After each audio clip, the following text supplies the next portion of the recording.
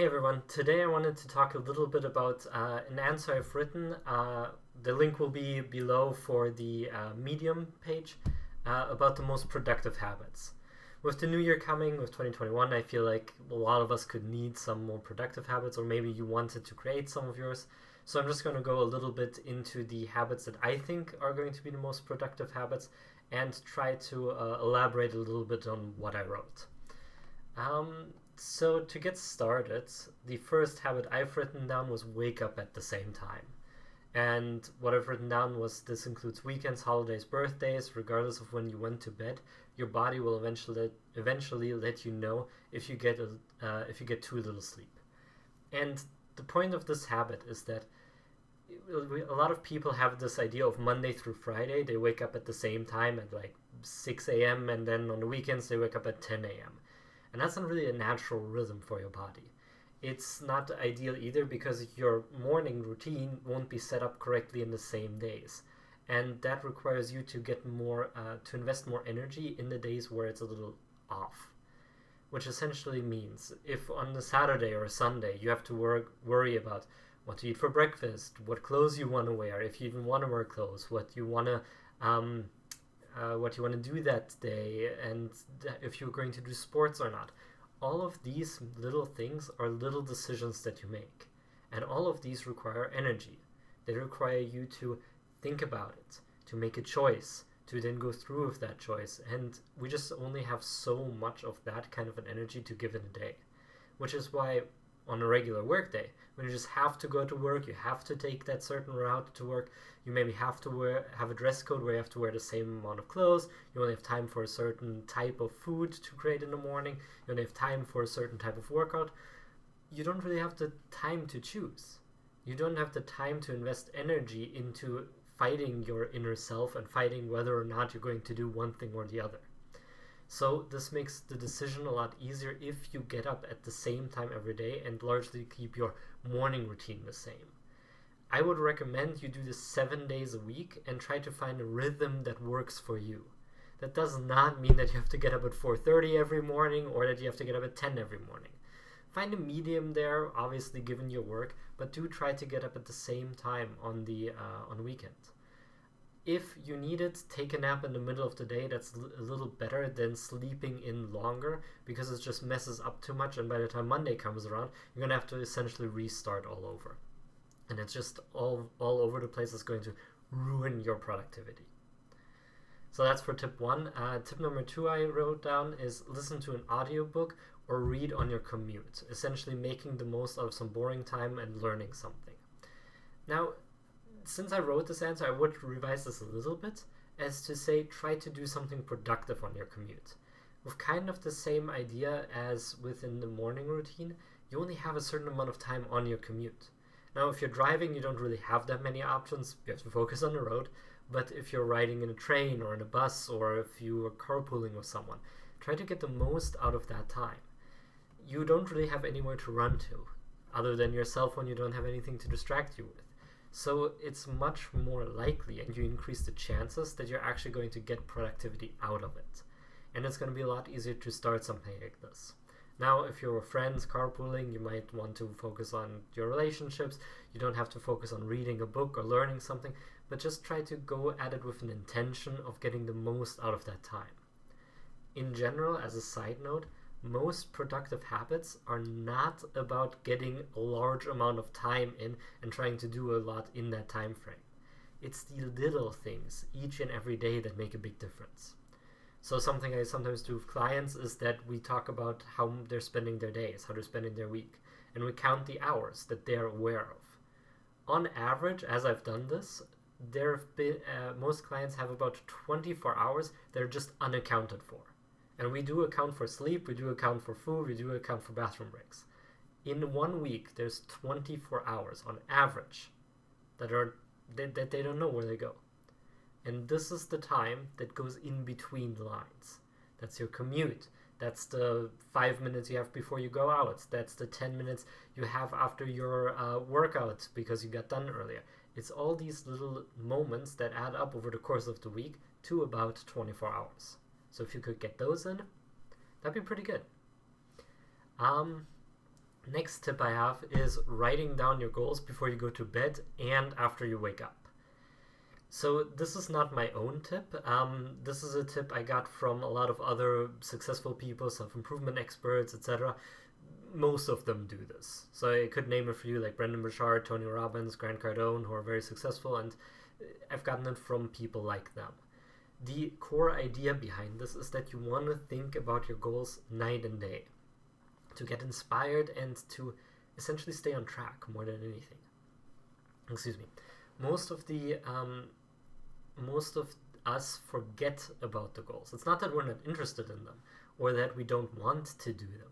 It's simply that we forget why we wanted to do what we do. It takes a while. Your goals aren't something that you're going to do from today to tomorrow. And so if you don't have the energy or the reminders to keep going with this, it's likely you'll just forget. You just won't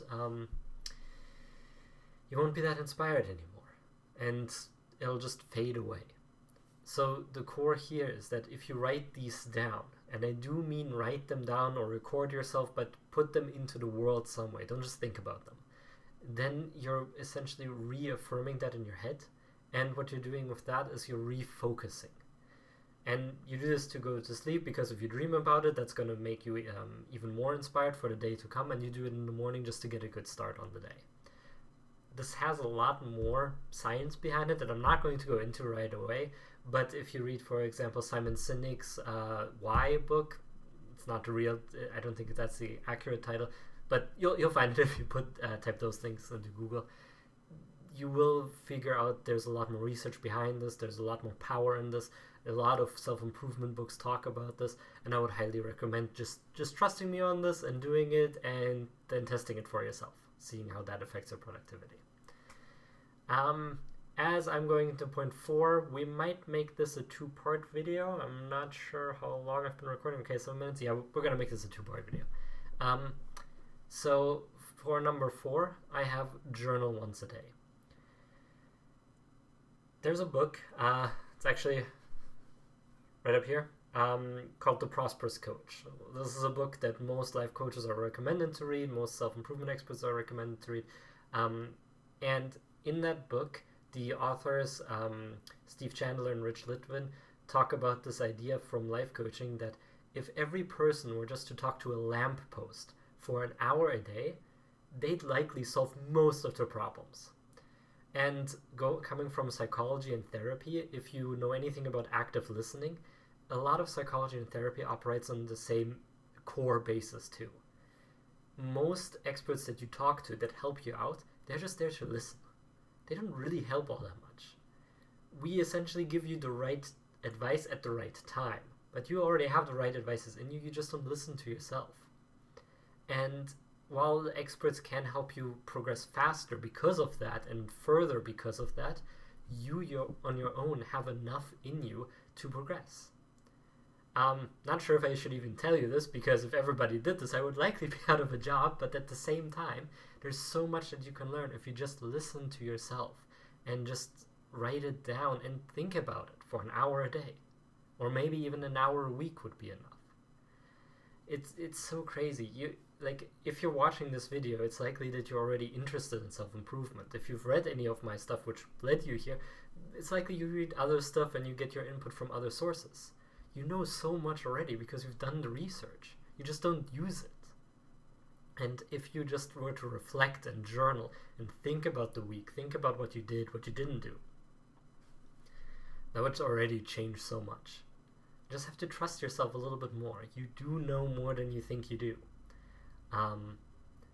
And as a life coach, I can say that my best moments are when clients think on their own, and you just kind of call them out and lead them in the right direction and get them mind shift changes based on their own experiences, when you're really showing them the kind of inconsistencies in their thinking. But if they do think on their own, that gets them so much further and so much farther too. So journaling once a day, even if it's just 5 to 10 minutes, has a huge benefit. I can highly recommend that one too.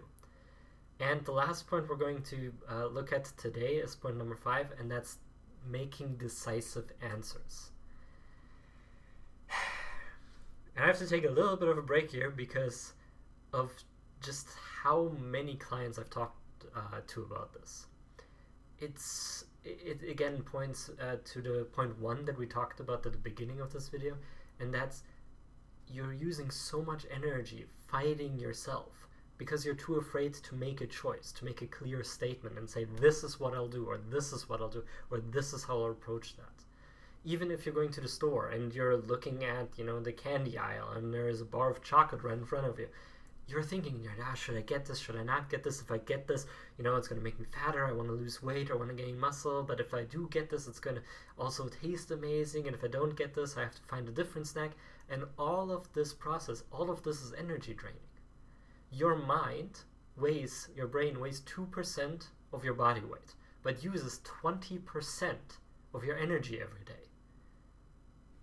That's all the thoughts. That's all the commotion going on in your head. Now, if you further that by not making clear answers, by keeping thinking about certain stuff that you don't have to, it's just going to make it more cluttered and drain more of your energy, making you have less energy to be productive.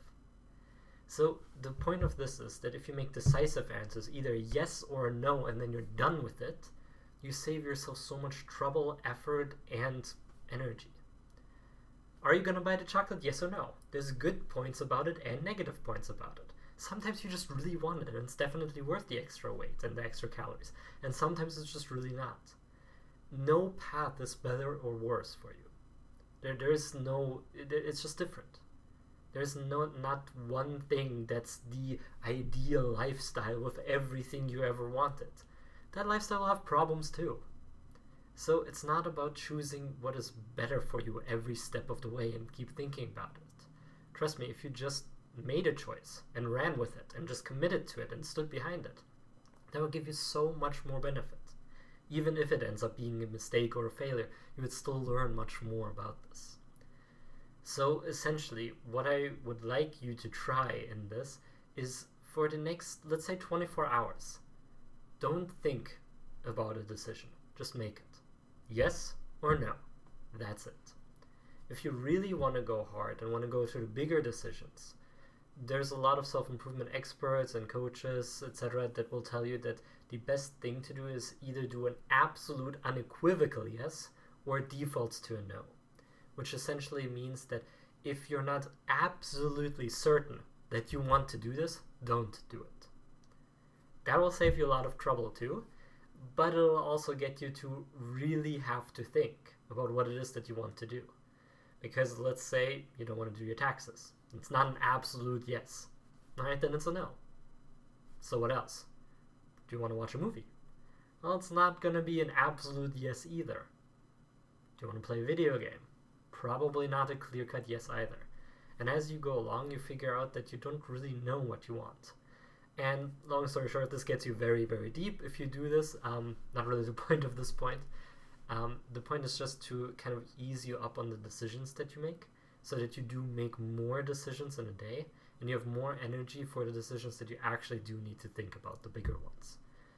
Remember, it's the little things that make your productivity in the day, and that includes all these little decisions.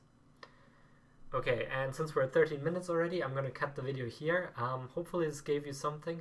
I will probably record another one here in a bit, but I'll post it later for the remaining 6 points. Alright, thanks for watching.